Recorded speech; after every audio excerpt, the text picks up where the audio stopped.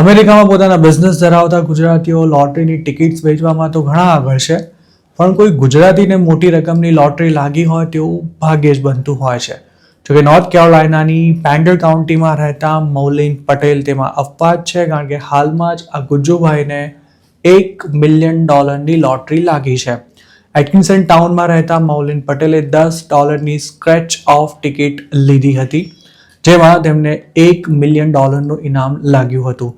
North કેરોલાઇના education લોટરીના જણાવ્યા અનુસાર મૌલિન પટેલે વેસ્ટ ચર્ચ સ્ટ્રીટમાં આવેલા એટકિન્સન મિનિટ માર્ટમાંથી આ ટિકિટ ખરીદી હતી. મૌલિન પટેલ ખુદ પાછા આર્ટ સ્ટોરમાં જોબ કરે છે તેવું પણ જાણવા મળ્યું છે. નોર્થ કેરોલાઇનાના લો અનુસાર લોટરી જીતનારાએ રૂબરૂ લોટરી હેડક્વાર્ટરમાં જઈને ઇનામ પર દાવો કરવાનો રહે છે.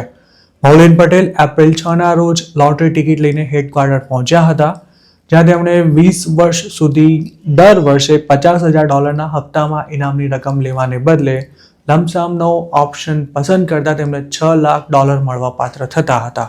જોકે તેના પર ટેક્સ ભર્યા બાદ મૌલિન પટેલ ખરેખર તો $4,32,063 જ ઘરે લઈ જઈ શકશે. મૌલિનને જે લોટરી લાગી છે તે 50x ધી કેશ ગેમને જાન્યુઆરી 2026માં જ લોન્ચ કરવામાં આવી હતી, જેમાં $1 મિલિયન ના 12 ટોપ પ્રાઇઝ છે અને તેમાં વિનર થનારા મૌલિન પટેલ સૌ પહેલા શખ્સ છે. તેઓ યુએસ સિટીઝન છે કે પછી બીજા કોઈ સ્ટેટસ પર અમેરિકામાં રહે છે તે નથી જાણી શકાયું. જોકે યુએસના કાયદા અનુસાર અનડોક્યુમેન્ટેડ ઇમિગ્રન્ટ્સ પણ લોટરી રમી શકે છે અને ઇનામની રકમ પર દાવો પણ કરી શકે છે. દરેક સ્ટેટમાં લોટરીના કાયદા અલગ અલગ હોય છે.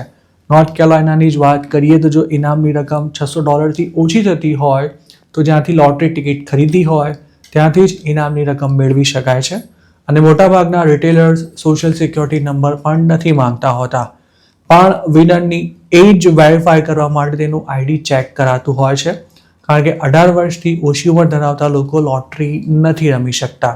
જો ઇનામની રકમ $600થી વધારે હોય તો તેને ક્લેમ કરવા માટે હેડક્વાર્ટર જવું પડે છે અને ત્યાં ફોરેન પાસપોર્ટને પણ આઈડી તરીકે બતાવી શકાય છે. આ ઉપરાંત એસએસએન પણ આપવાનો રહે છે કે પછી તેના બદલામાં ITINની વિગતો પણ આપી શકાય છે. અમેરિકાના સિટીઝન્સને લોટરીની રકમ પર વધુમાં વધુ 24% ટેક્સ પે કરવો પડે છે, જ્યારે નોન સિટીઝન્સ પાસેથી ફેડરલ ગવર્મેન્ટ 30% ટેક્સ વસૂલે છે. નોર્થ કેરોલાઇનાના કાયદા અનુસાર 50 મિલિયનથી વધુનું પ્રાઇઝ જીતનાર ઇનામની રકમ મેળવ્યાના 90 દિવસ માટે પોતાની ઓળખ છુપી રાખી શકે છે, જ્યારે તેનાથી ઓછી રકમ જીતનારાનું નામ અને શહેરનું નામ જાહેર કરી દેવાય છે. અમેરિકાના કેટલાક સ્ટેટ્સમાં સ્ટોરમાં કામ કરતા કર્મચારીઓ વર્કિંગ અવર્સ દરમિયાન લોટરી નથી રમી શકતા. તેવી જ રીતે સ્ટોરમાં કામ કરતા અમુક ગુજરાતીઓ લોટરીના રવાડે ચડી જઈ તેની ચોરીઓ પણ કરતા હોય છે. તાજેતરમાં જ ફ્લોરિડામાં બનેલી આવી જ એક ઘટનાનો વિડીયો ખાસો વાયરલ પણ થયો હતો. જુલાઈ 2024માં તો ટેનેસીમાં ગેસ સ્ટેશનમાં કામ કરતા મિત પટેલ નામના એક ગુજરાતીને કસ્ટમરને વેચેલી $1 મિલિયન ઇનામવાળી લોટરીની ટિકિટની ચોરી કરવા બદલ અરેસ્ટ કરી જેલ ભેગો પણ કરી દેવાયો હતો. મિત પટેલ ખુદ તે સમયે અમેરિકામાં કોઈ સ્ટેટસ વિના રહેતો હતો અને તેના પર જે ગુનો દાખલ કરાયો હતો તેમાં આરોપ સાબિત થવા પર તેને 20 વર્ષ સુધીની જેલની સજા થઈ શકે તેમ હતી.